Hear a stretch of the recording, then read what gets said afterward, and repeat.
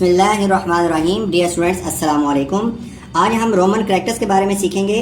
Roman characters क्या होते हैं कि अगर आपने उर्दू के अंदर कोई भी लफ्ज़ लिखे हैं उर्दू के और उनको आप इंग्लिश में लिखेंगे, इंग्लिश के जो लेटर्स हैं उनके अंदर लिखेंगे तो उन्हें हम रोमन कैरेक्टर्स बोलते हैं। मिसाल के तौर पर अगर मैं यहाँ पे लिखता हूँ लाहौर, देखिए लाहौर को मैंने लिखा, ये एक लफ्ज़ है जो कि उर्दू का लफ्ज़ है। अब इसका इंग्लिश में तर्जुमा तो नहीं हो सकता। अब लाहौर को हम लाहौर ही लिखेंगे और इसको हम किस तरह लिखेंगे, LAHORE,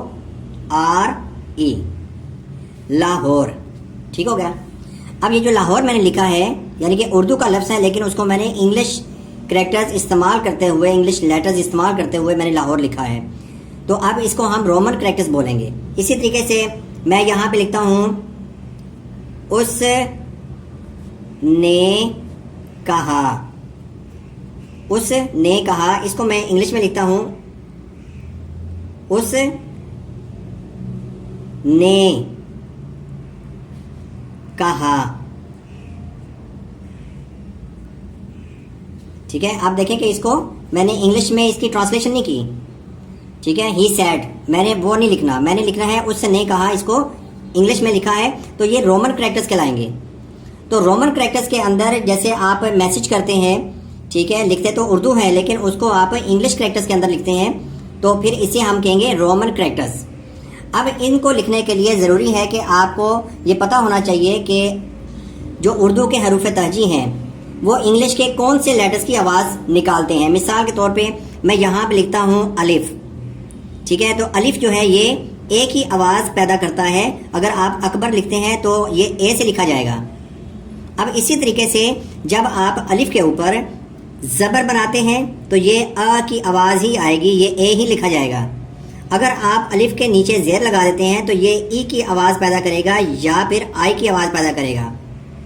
इसी तरीके से जब आप अलिफ के ऊपर पेश लगा देते हैं तो फिर ये यू की आवाज़ पैदा करेगा, जैसे मैंने यहाँ पे लिखा है उस। तो ये देखें अलिफ के ऊपर पेश है तो मैंने यहाँ पे यू इस्तेमाल किया है, उस। इसी तरीके से अगर आप अलिफ के ऊपर मद्दा लगा देते हैं और ये आ की आवाज़ पैदा करता है तो फिर यहाँ पे आपने सिंगल ए नहीं लगाना बल्कि 2 ए लगाएंगे तो फिर जाके ये आ बनेगा। जैसे आप लिखते हैं आप, मैं यहाँ पे लिखता हूँ आप, तो आप को हम इस तरीके से लिखेंगे आप। अगर सिंगल ए लिखेंगे तो फिर ये आप नहीं पढ़ा जाएगा, ये पढ़ा जाएगा अप। ठीक है, अप। तो इसलिए हमने आप लिखना है तो डबल ए लिखना ज़रूरी होगा। अब इसी तरीके से अब मैं क्या करता हूँ कि ऐन को भी यहाँ पे शामिल कर लेता हूँ तो ये भी अ की आवाज़ पैदा कर रही है। जैसे हम लिखते हैं आम, कौन सा आम, ये वाला आम। ठीक है, इसको इंग्लिश में कैसे मैं लिखूँगा, डबल ए एम, आम। और इसी आम को मैं अब अलिफ मद्दा आ के साथ लिखता हूँ तो ये आम है जो कि फल होता है। तो इसको भी जब मैं लिखूँगा तो डबल ए लिखूँगा, डबल ए एम, आम। अब देखें दोनों आम आम हैं तो एन की आवाज़ भी आ की आवाज़ पैदा हो रही है। तो इसलिए आप यहाँ पे साथ एन को भी शामिल कर लें। यहाँ पे एन को शामिल किया, एन के ऊपर ज़बर लगाया, यहाँ पर भी एन को शामिल किया, एन के नीचे ज़ेर लगाई, और यहाँ पर भी एन को शामिल किया तो एन के ऊपर पेश लगाई। यहाँ पर एन को शामिल किया तो एन अल्फ आ की आवाज़। ठीक है, अगर अलिफ के बाद अलिफ के ऊपर पेश है और आगे वाव है तो ये ऊ की आवाज़ पैदा करेगा। तो ऊ को लिखने के लिए आपने डबल ओ का इस्तेमाल करना है। इसी तरीके से अगर आप ऐन पेशवा ऊ लिखते हैं तो यहाँ पर भी आपने डबल ओ का इस्तेमाल करना है। ठीक हो गया। अब यहाँ पे मिसाल मैं देता हूँ, यहाँ पे लिखता हूँ मैं ऊपर, ऊ पर, तो यहाँ पे मैं ऊपर को इस तरीके से लिखूंगा, double O P A R, क्योंकि पी के ऊपर ज़बर है और हम ऊपर देख चुके हैं कि अगर किसी हरफ के ऊपर ज़बर है तो उसके बाद ये जो ज़बर है ये ए की आवाज़ पैदा करेगा। ठीक है, तो पर, पी ए आर, पर, ऊपर, तो ऊपर को हम इस तरह लिखेंगे। अब इसी तरीके से अगर आप अलिफ के नीचे ज़ेर लगाते हैं और आगे छोटी याय होती है तो ई की आवाज़ पैदा करता है, ई। तो ई को लिखने के लिए आपने डबल ई का इस्तेमाल करना है। फिर ये कोई भी लफ्ज़ आप लिखेंगे तो ई जो है वो सही पढ़ा जाएगा। मिसाल के तौर पे मैं यहाँ पे लिखता हूँ, मैं अपना नाम ही लिख देता हूँ नवीद, नवीद। तो ये देखें कि नून की जगह आ गया एन, वाव की जगह आ गया।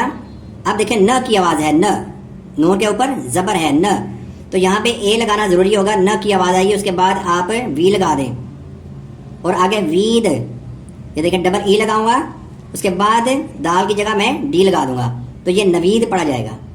तो हमीद को भी हम इस तरह लिखेंगे एच ए ह, क्योंकि है के ऊपर जबर है और मीम के नीचे जेर है, आगे छोटी जाए है, ह मीम की जगह एम आ जाएगा, उसके बाद ये डबल ई आ गया और फिर ये डी आ गया, हमीद। अब कुछ लोग क्या करते हैं कि हमीद को इस तरीके से लिख देते हैं H A M I D, तो ये हमीद नहीं पढ़ा जाएगा, ये पढ़ा जाएगा हमिद, जैसे हामिद होता है, हामिद। ठीक है, तो हामिद ये पढ़ा जाएगा, हमीद नहीं पढ़ा जाएगा। तो इस चीज़ का आपने ध्यान रखना है। तो आज की वीडियो जो है ये मैंने आपको सिर्फ बताया है कि रोमन कैरेक्टर्स जो है वो होते क्या हैं, और फिर अलिफ और ऐन की आवाज़ जो है वो कहाँ पे चेंज होगी, और आगे जो इंग्लिश के लेटर्स हैं वो कौन कौन से इस्तेमाल होंगे। ठीक है, तो इसके बाद नई वीडियो के अंदर हम ये सीखेंगे कि उर्दू के जो हरूफ तहजी हैं वो सारे के सारे मैं लिखूंगा, और उनके साथ आगे फिर इंग्लिश के जो लेटर्स हैं वो लिखूंगा कि उर्दू का कौन सा हरफ, इंग्लिश का कौन सा हरफ आवाज़ निकालता है। ठीक है, तो एक छोटी सी मिसाल मैं आपको यहाँ पे दे देता हूँ, जैसे जोए है, जाल है, जे है, इसी तरीके से ज़्वाद है, तो इन चारों के लिए जेड इस्तेमाल होगा। ठीक है, तो ये हम नेक्स्ट वीडियो के अंदर सीखेंगे। तो उम्मीद करता हूँ कि ये वीडियो आपको पसंद आई होगी। तो इंशाल्लाह नई वीडियो के साथ मैं दोबारा हाजिर होऊंगा। इजाजत चाहूंगा। अल्लाह हाफिज।